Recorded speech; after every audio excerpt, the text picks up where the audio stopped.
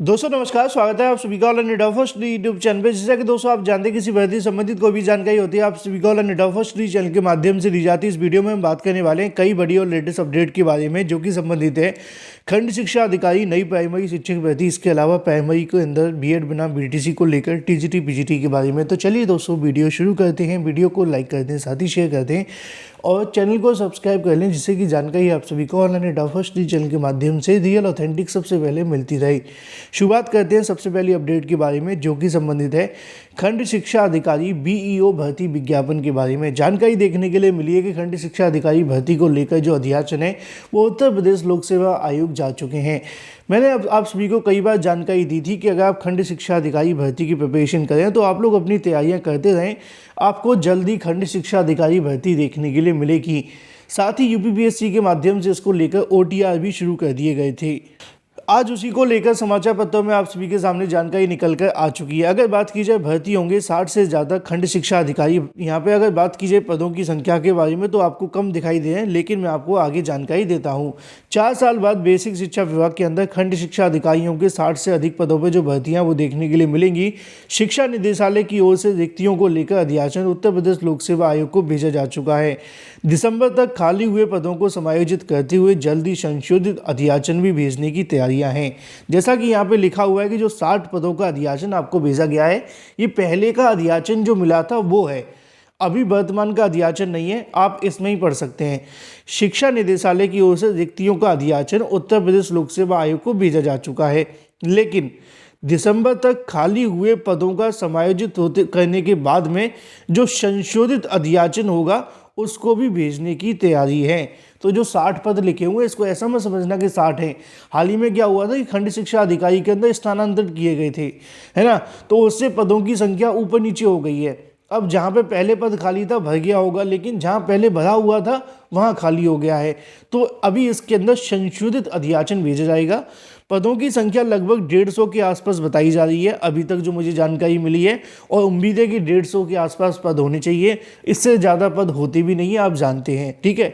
तो खंड शिक्षा अधिकारी को लेकर जल्द ही संशोधित अध्याचन भेजने की तैयारियां हैं, जिसके बाद में आयोग इसको लेकर विज्ञापन जारी करते हुए इसके जो आवेदन है वो करेगा।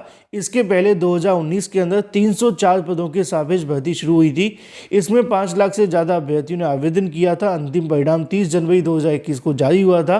गौरतलब है कि प्राथमिक और उच्च प्राथमिक विद्यालयों में निपुण लक्ष्य प्राप्त करने के लिए बच्चों को सीखने के स्तर सुधारने के लिए उद्देश्य से महानिदेशक स्कूली शिक्षा विजय के आनंद ने सभी विकास खंडों के अंदर अधिकारियों की तैनाती जो सुनिश्चित करने की बात की है। इसी के चलते खंड शिक्षा अधिकारी भर्ती का विज्ञापन बहुत जल्द आने वाला है। आप लोग अपनी तैयारी करते रहें। चलिए बात कर लेते हैं अपनी अगली अपडेट के बारे में जो कि संबंधित है उत्तर प्रदेश में नई प्राइमरी शिक्षक भर्ती के बारे में। उत्तर प्रदेश प्राइमरी नहीं, पूरे देश की प्राइमरी शिक्षक भर्ती के बारे में, क्योंकि आप जानते हैं कि अब प्राइमरी शिक्षक भर्ती को लेकर आज की तारीख में आपका भविष्य तय होगा और इस प्राइमरी शिक्षक भर्ती का रास्ता भी साफ हो जाएगा, क्योंकि बहुत सारी सरकारें बीएड बनाम बीटीसी की आड़ के अंदर प्राइमरी शिक्षक भर्ती का विज्ञापन नहीं निकाल रही हैं। 4 साल हो चुके हैं और नई प्राइमरी शिक्षक भर्ती के विज्ञापन नहीं निकाले जा रहे हैं। बीएड बनाम बीटीसी की आपस की लड़ाई के चलते नई शिक्षक भर्ती का रास्ता रुका हुआ था, क्योंकि सरकार भी जानती है कि जब अभ्यर्थी आपस में लड़े तो भर्ती का विज्ञापन क्यों निकाला जाए। लेकिन अब ऐसे में उत्तर प्रदेश में नई प्राइमरी शिक्षक भर्ती का रास्ता भी साफ होने वाला है, क्योंकि बीएड बनाम बीटीसी को लेकर अंतिम लड़ाई शुरू हो चुकी है। अंतिम बहस आप सभी के सामने आ चुकी है, जहां पर सुप्रीम कोर्ट के अंदर आज की तारीख में क्या होगा वो मैं आप सभी को बता दूं। आज जो सुनवाई देखने के लिए मिलेगी वो बीएसटीसी के अधिवक्ता, डीएलएड के अधिवक्ताओं के माध्यम से, जो कि आपको कपिल सिब्बल देखने के लिए मिलेंगे। अभी उनके आर्गुमेंट पूरे नहीं हुए हैं, पहले वो सुनवाई शुरू करेंगे। उसके बाद में मीनाक्षी अरोड़ा जी के माध्यम से बहस की जाएगी, जो कि बीएसटीसी के अधिवक्ता हैं। उसके बाद में कुछ क्रॉस क्वेश्चन देखने के लिए मिलेंगे और फिर उसके बाद में काउंटर लगाया जाएगा दूसरी मतलब बीएड की अभ्यर्थियों के माध्यम से, मतलब उनके अधिवक्ताओं के माध्यम से। फिर उसके बाद बीएसटीसी अधिवक्ता बोलने वाले हैं। तो आज का दिन इस मुद्दे के लिए काफ़ी ज़्यादा महत्वपूर्ण होगा। जैसा कि आप जानते हैं कि टेस्ट मैच के अंदर 5 दिनों का टेस्ट मैच होता है, लेकिन जो थर्ड डे होता है ना, तीसरा दिन, वो डिसाइडिंग डे के नाम से जाना जाता है। तो ये भी आप सभी के लिए तीसरा दिन है और ये डिसाइडिंग डे के नाम से जाना जाएगा, क्योंकि आज की तारीख में इस मुद्दे का अंतिम चरण शुरू हो जाएगा। अभी तक जो बेस बना था, पहले बीएड ने बहस की, फिर बीएसटीसी ने बहस की, अब यहाँ से जो बहस आपको देखने के लिए मिलेगी वो दोनों पार्टियों की देखने के लिए मिलने वाली है और अगर जजेस के माध्यम से लगातार समय दिया गया, जो कि अभी तक दिया भी गया है, क्योंकि कोर्ट पहले समय नहीं दे रही थी, अब कोर्ट लगातार 3-3 4-4 घंटे सुनवाई कर रही है, जो कि अपने आप में खुशी की बात है। तो ऐसे में अगर बात की जाए बीएड बनाम बीटीसी को लेकर किसका पलड़ा वाली, कौन जीतेगा, कौन हारेगा, किसकी रहेगी प्राथमिक के अंदर बीएड बनाम बीटीसी को लेकर, इन तमाम सवालों के जवाब आप सभी को कुछ ही समय के बाद अब मिलने शुरू हो जाएंगे, क्योंकि बीएड बनाम बीटीसी को लेकर फाइनल सुनवाई शुरू हो चुकी है। बाकी कोर्ट के अंदर क्या होता है क्या नहीं, इसको लेकर एक लाइव अपडेट भी आप सभी को दी जाती है। लाइव जुड़कर आप लोग जुड़िए, बड़ी संख्या के अंदर ऑथेंटिक जानकारी आपको ऑनलाइन अड्डा फॉर स्टडी चैनल के माध्यम से दी जाएगी, क्योंकि बीएड बनाम बीटीसी के साथ ही उत्तर प्रदेश में नई प्राइमरी शिक्षक भर्ती विज्ञापन का भी रास्ता साफ हो जाएगा। उत्तर प्रदेश के अंदर बड़ी संख्या में शिक्षकों के पद खाली हैं, लेकिन बीएड बनाम बीटीसी के चलते शिक्षक भर्ती का विज्ञापन जारी नहीं हो रहा था। बात कर लेते हैं टीजीटी पीजीटी 2022 के बारे में, अध्यक्ष के माध्यम से दिए गए बयान के बारे में। क्या टीजीटी पीजीटी को लेकर सीट बढ़ाने के लिए पोर्टल खुलेगा या नहीं, इसको लेकर भी हम बात करेंगे, क्योंकि इस प्रकार की बहुत सारी जानकारियाँ देखने के लिए मिल रही है कि टीजीटी पीजीटी को लेकर जो पोर्टल है वो खुलने वाला है, लेकिन सच्चाई क्या है वो आप सभी के सामने यहाँ से देखने के लिए मिल जाती है।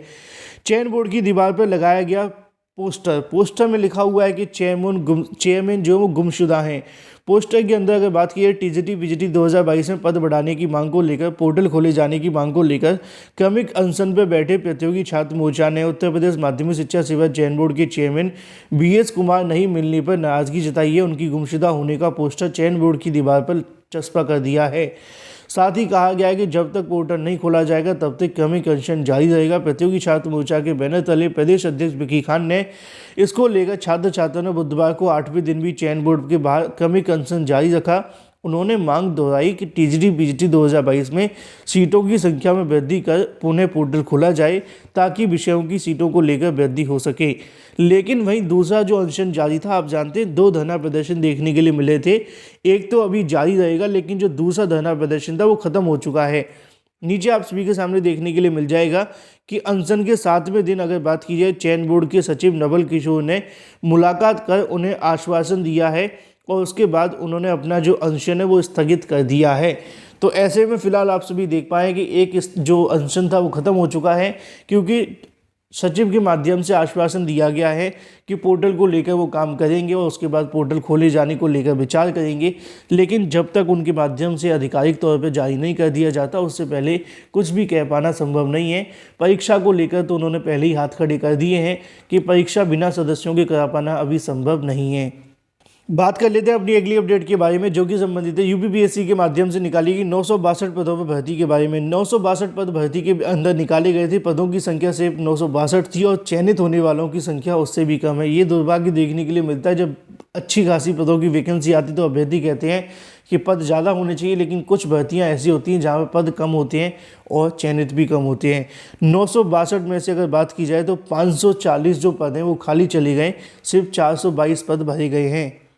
बात कर लेते हैं लेखपाल भर्ती के उत्तर कुंजी के बारे में। दोस्तों, जैसा कि आप सभी जानते हैं कि लेखपाल भर्ती की परीक्षा के बाद से जो आपत्ति ली गई थी उत्तर कुंजी को लेकर, उसमें 69,000 से ज़्यादा आपत्ति देखने के लिए मिली और उसके बाद ही आप सभी के सामने आपत्तियों के ऊपर 100 रुपये का जो क्वेश्चन है वो लगा दिया गया, प्रति प्रश्न चार्ज लगा दिया गया। उसकी लगाने की वजह क्या है? क्योंकि बहुत सारे अभ्यर्थी बेवजह आपत्ति कर देते हैं। फ़ायदा नहीं उठाना चाहिए, आपको मौका मिलता है आपत्ति करने का, सही क्वेश्चंस को आपत्ति करें। तो लेखपाल भर्ती के अंदर 69,000 से ज़्यादा क्वेश्चनों पे जो आपत्तियाँ वो लगाई गई हैं और उसके बाद में नीचे लिखा हुआ कि 8,085 पदों भर्ती के लिए 31 जुलाई 2022 को परीक्षा करवाई गई थी, जिसके अंदर लगभग 2,12,863 अभ्यर्थी मौजूद हुए थे। उसके बाद जब उत्तर कुंजी जारी हुई तो उत्तर कुंजी विवाद को लेकर बड़ी संख्या में आपत्ति छात्रों के माध्यम से की गई। अब इसको लेकर जल्दी यहाँ से जो फैसला है वो लिया जाएगा और उसके बाद में आपका परिणाम जारी होगा, जो कि आपको अगले महीने देखने के लिए मिलेगा। फिलहाल इस वीडियो के माध्यम से इतना ही। Thank you for watching this video.